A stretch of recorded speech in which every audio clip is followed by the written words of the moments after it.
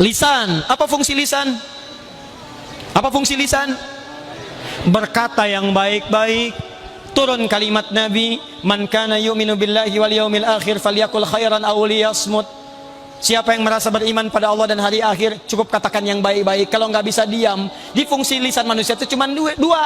Kalau bukan berkata yang baik, itu diam.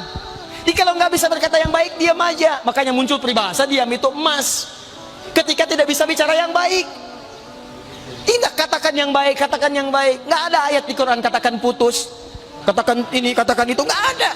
Yang ada katakan baik, baik, baik, baik. Nggak bisa diam. Turun larangan mencela, karena mencela itu tidak baik. Quran surah 49 ayat 11, ya ayyuhalladzina amanu la yaskhar qaumin qaum. Hei orang-orang, kalau masih merasa punya iman, jangan saling mencela. Tuh, duhai anda yang lisannya suka mencela, ketika anda mencela, bukan cuma merendahkan iman, anda disebut oleh Allah sedang menyimpang dari kemanusiaannya, sedang tidak mulia.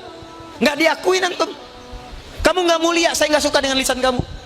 Apalagi anda ngaji, baca Quran, baca hadis, belajar, tapi lisannya masih selang mencela orang lain, menghina orang lain. Ada yang salah antum dengan lisannya.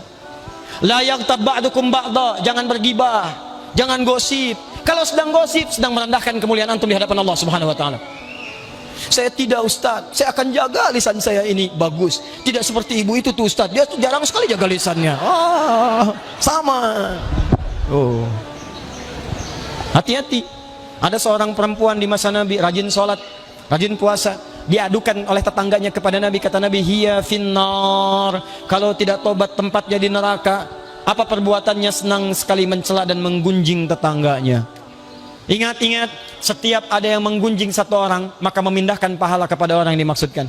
Hadisnya sahih di hadis Muslim, babul muflis, pembahasan tentang orang bangkrut. Jadi maaf, ya'ti yaumal qiyamati bisolatin, ada orang datang di hari kiamat banyak solatnya, wasiyamin, puasanya banyak, wa zakatin, zakatnya rajin, wa ya'ti qad syatama hadza, cuman sayang suka juga mencaci orang lain, wa qadhafa hadza, menuduh orang lain, awas wa daraba hadza, senang berselisih. Nanti di akhirat akan ditimbang, timbangannya begini, kalau ada orang sholat mencela, pahala sholatnya akan dipindahkan pada yang dicela.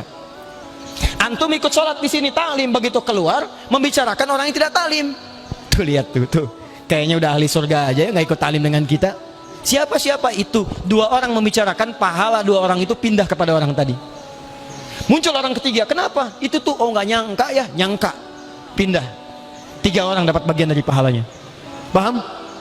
Jadi coba atur diri kita.